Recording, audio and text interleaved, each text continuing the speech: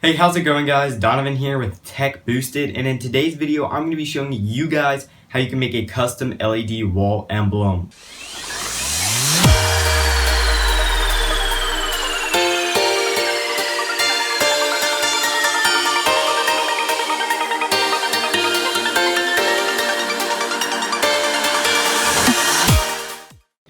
Okay, here is the final product, and overall it turned out great. As you guys can see, I did my carving into Nvidia's GeForce logo because I have several of their products and their logo just looks really cool. Now in this tutorial, I will start with the products that you guys will need, and then I will walk you guys through the process. So starting off, you will need a jigsaw in order to cut the wood sheets. If you don't have jigsaw, you guys may be able to use a high-powered Dremel with the right bits, but ideally you'd want something a little more comfortable for this task.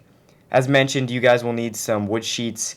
For mine, I used some 2 foot by 2 foot by 1/2 inch thick birch sheets. The grain of the wood does not necessarily matter, but if you guys don't plan on painting it, I would definitely look at all of the different grains and more than likely recommend paying a little bit extra for a nicer sheet. As for the sides of the logo box, you guys will need some 1/2 inch by 3/4 inch by 12 foot planks to keep the box off your wall. You guys will be cutting these in sections of roughly 2 feet, so make sure you guys have a little more than 8 feet for all the sides in case you mess up. I accounted for 12 feet just in case. Moving on to some of the hardware, you guys will need one D-ring, a wall anchor and screw, 12 to 15 L brackets, and several self-tapping screws that are about 1/4 inch. As for the final few things you'll need, those include a screwdriver, a drill with several size drill bits, and a Phillips head for that, a container of your desired paint color, a paintbrush, and finally you guys will need an LED strip with all of its components. Now we can get to the construction part of the project. Okay guys, so I started out by printing out my image that I wanted, and then I copied it into a larger scale on my printer, and then I copied sections of it and printed those out, and then I eventually pieced them all together to get one large image that would fit on my 2 foot by 2 foot wood square. I then taped my image to my wood square and lightly traced the lines that I wanted cut out with an X-Acto knife so that I would etch a small mark into the wood. Shortly after that, guys, I went over my outline with a pencil so I could define the lines a little bit better. I then began the drilling process where I would start with a small drill bit and work my way up to a larger one. I did this so I could drill several holes throughout the piece itself. I drilled in the parts that I wanted to carve out so I could have checkpoints to get to when I would take my jigsaw over and cut everything out. Okay guys, a couple of tips when using the jigsaw. One is to cut an angle just a bit so that you don't splinter the wood, and then a second one is when you first go in, start in one of the holes that you have already drilled and have somebody else spot you so that you don't shake and then accidentally miscut some of your wood that you did not plan on cutting.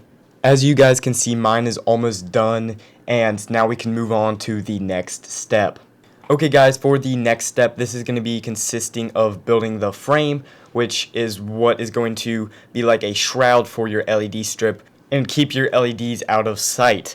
Now, this step will be a little bit different for everyone as everybody's logo is a little bit different, but here's what the frame will look like when you are all finished, and after that I will then show you guys how you can install the LEDs. But for this step, we are going to first start by taking your wood plank and you're going to lay it out and you're going to take measurements on how much of the wood you actually need. Then you are going to cut the wood into roughly 2 feet segments. They'll probably be a little bit shorter because you don't want it right up against the edge of the wall. Now you guys are going to lay out all of your hardware and your panels that you just cut. You're also going to lay out your LED strip indicator, not the actual LED strips themselves, just the IR and the other hardware that has to go with that. The reason for that is so that you guys can drill a hole where the wires need to come down through your wall. Okay guys, now we are at the point where we can decide to paint it or not paint it. If you guys like the wood look, it's up to you. This is where you got to get creative and start kind of choosing what you want to do and not do. So now, if you're going to paint it, take note where you guys laid everything out so that you can easily put it back together when you finalize everything. Okay guys, a couple of tips before you guys start painting. One is make sure your brush is clean. It's hard to paint when you have gunk on your brush. And two, make sure your guys' wood is clean. I started painting and I didn't realize that there was some dust and some hair on there, and it really did not make it any easier to paint. So really make sure that is clean before you start. Okay guys, after you are done painting, let it dry for a couple of hours, and then if you want a second coat, do a second coat. But I actually thinned mine out with some water so I could make it white as well as have the wood look. So it has like a white and wood look, so I think it looks really cool.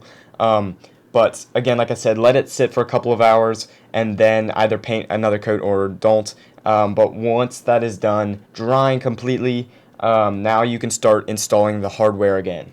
Now, when installing the hardware, guys, you want to use the L brackets to hold up the side frames. So you want to use two pretty much on each side, and then you want to save the rest of them for the LED strips themselves, because the sticky tape on the backside is not very good at holding itself up, because when those LEDs get hot, it starts to gunk up and then it will just fall off. So really make sure you save some of those L brackets for the LED strips. That is why I mentioned buying 12 to 15 of them, so you have a bunch of them to keep the LEDs still. Now we can install the D-ring. So for this part, just line it up against the top of the frame where the top of your logo is, and make sure it lines up flush with the wall. You don't want it to jut out and then have it hard to install on the wall.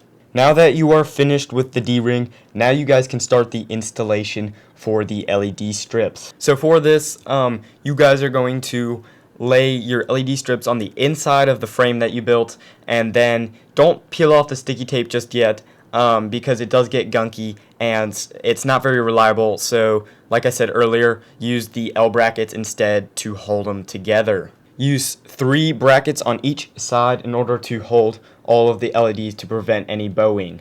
Now once you have your brackets and your LED strips smashed up against the frame of your logo box, now it's time to put the anchor in the wall. Take your drill and drill using the Phillips head into the wall with your white anchor, and then drill your screw into that anchor. Now you want it out, sticking just about an inch out, so that your LED box fits perfectly. Adjust it as needed, and now you guys have an LED box. You can run your power cable through the little hole that we drilled up against the wall on the box earlier, and you guys can test your LEDs, make sure they all work. And then you want to align your infrared reader inside your logo just so it peeks out just a bit, so where you don't see it but it still works. Okay guys, that is all for this video. If you guys enjoyed it, do not forget to like it if you liked it, subscribe if you guys want more content like this, and then comment below if you have any questions about anything that I did in the video. I will be happy to answer any of them. So stay tuned, and I will see you guys in the next video.